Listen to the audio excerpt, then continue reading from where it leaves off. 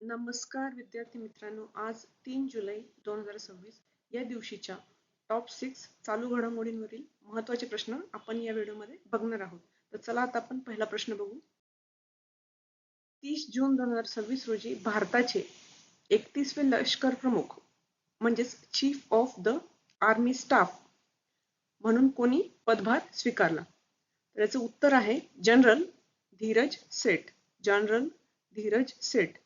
तर 30 जून 2026 रोजी ते 31वे लष्कर प्रमुख बनले. त्यांनी जनरल उपेंद्र द्विवेदी यांची जागा घेतली. तर त्यांचा कार्यकाळ 31 ऑगस्ट 2028 पर्यंत असेल.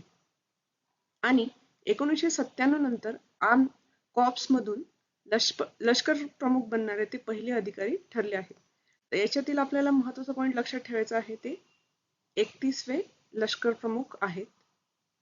त्यांनी 30 जून 2026 रोजी आपला पदभार स्वीकारला. त्यांचं नाव जनरल धीरज सेठ आणि त्यांनी उपेंद्र द्विवेदी यांची जागा घेतली. तर हे महत्त्वाचे पॉइंट्स आहेत. तर चला आता आपण पुढील प्रश्न बघू. भारतीय रंगभूमीवरील ज्येष्ठ कलाकार विजया मेहता यांच्या आत्मचरित्राचे नाव काय आहे?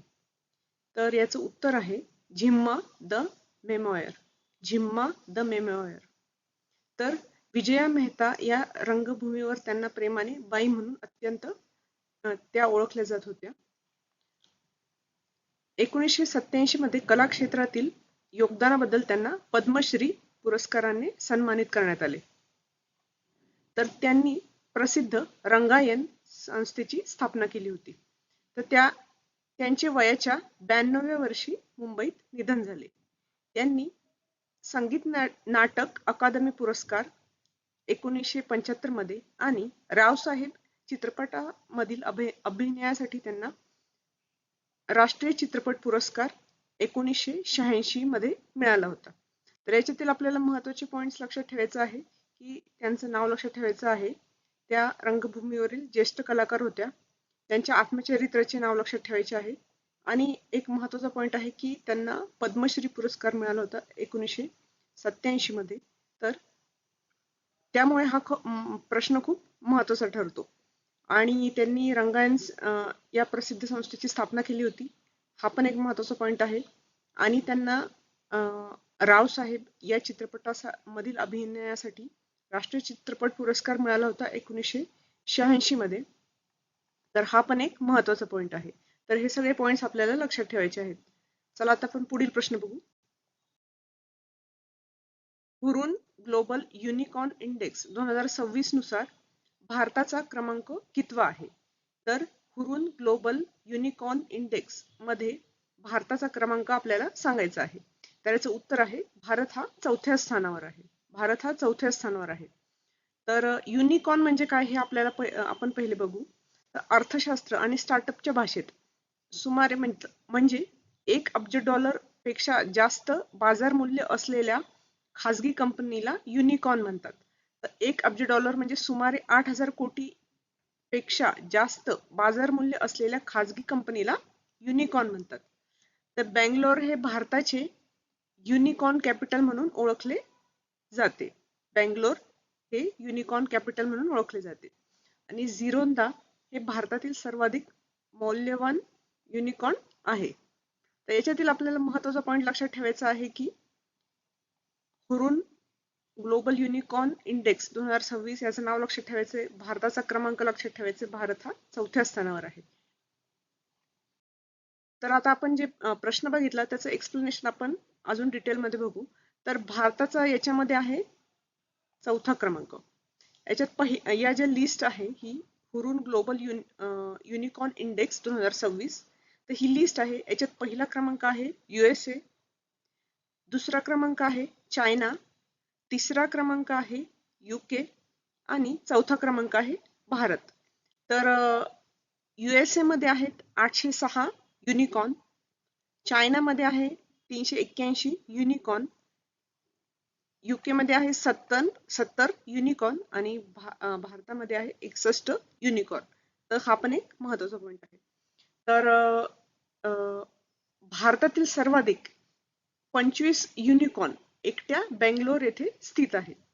तर त्यामुळे बेंगलोरला युनिकॉर्न कॅपिटल ही भारताची युनिकॉर्न कॅपिटल ही म्हणतात. आणि मोस्ट व्हॅल्युएबल इंडियन युनिकॉर्न आहे झिरोदा. तर झिरोदा हे नाव आपल्याला लक्षात ठेवायचं आहे. आणि ग्लोबली सर्वात व्हॅल्युएबल कोणतं युनिकॉर्न आहे तर अँथ्रोपिक हा सर्वात व्हॅल्युएबल युनिकॉर्न आहे. तर याच्यातील आपल्याला महत्त्वाचे पॉईंट लक्षात ठेवायचं आहे. हे जे 1 2 3 4 आपण नंबर बघितले आहे, हे चारही क्रमांक आपल्याला लक्षात ठेवायचे आहे. बेंगलोर ही युनिकॉर्न कॅपिटल आहे, कारण की तिथे 25 युनिकॉर्न स्टार्टअप्स आहेत.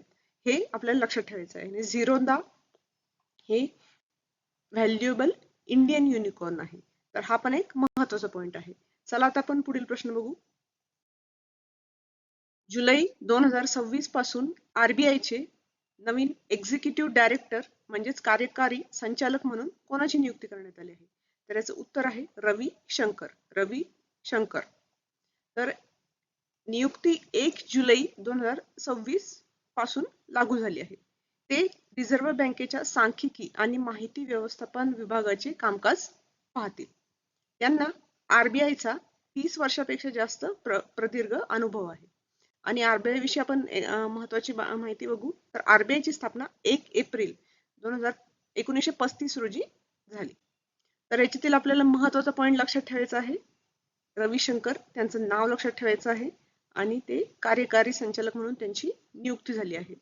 हे त्यांचं पद लक्षात ठेवायचं आहे. तर हे 2 पॉईंट आपल्याला लक्षात ठेवायचे आहेत. पुढील प्रश्न बघू. सीडीबीटी म्हणजेच केंद्रीय प्रत्यक्ष कर मंडळ चे अध्यक्ष म्हणून कोणाची पुन्हा 6 महिन्यांसाठी नियुक्ती करण्यात आली आहे? तर याचं उत्तर आहे रवी अग्रवाल. रवी अग्रवाल. तर पंतप्रधान नरेंद्र मोदी यांच्या अध्यक्षतेखाली नियुक्ती समितीने याला मंजुरी दिली आहे. तर त्यांचा नवीन कार्यकाळ असेल 1 जुलै ते 31 डिसेंबर 2026. हा 6 महिने त्यांचा कार्यकाळ असेल. तर सीडीबीटी काय आहे? तर केंद्रीय प्रत्यक्ष कर मंडळ म्हणजे काय आहे? तर ही वित्त मंत्रालयाअंतर्गत प्रत्यक्ष कर प्रशासनाची सर्वोच्च संस्था आहे. तर आणि याचं मुख्यालय आहे नवी दिल्ली येथे. मुख्यालय आहे नवी दिल्ली येथे. एव्हीसी पुरुष व्हॉलीबॉल कप 2026 मध्ये भारताने प्रथमच कोणते पदक जिंकले? एव्हीसी पुरुष व्हॉलीबॉल कप 2026 मध्ये भारताने प्रथमच कोणते पदक जिंकले आहे? तर याचं उत्तर आहे कांस्य पदक. कांस्य पदक. तर भारताने बहरीनचा 3-1 असा पराभव करून ऐतिहासिक कांस्य पदक जिंकले. तर एव्हीसी स्पर्धेच्या इतिहासातील हे भारताचे पहिलेच पदक आहे. आणि ही जी स्पर्धा आहे ही गांधीनगर गुजरात येथे पार पडली. आणि या ऐतिहासिक यशामुळे भारताची जागतिक क्रमवारी 60 वरून 42 वर पोहोचली आहे. तर आपल्याला याच्यामध्ये महत्त्वाचा पॉईंट लक्षात ठेवायचा आहे.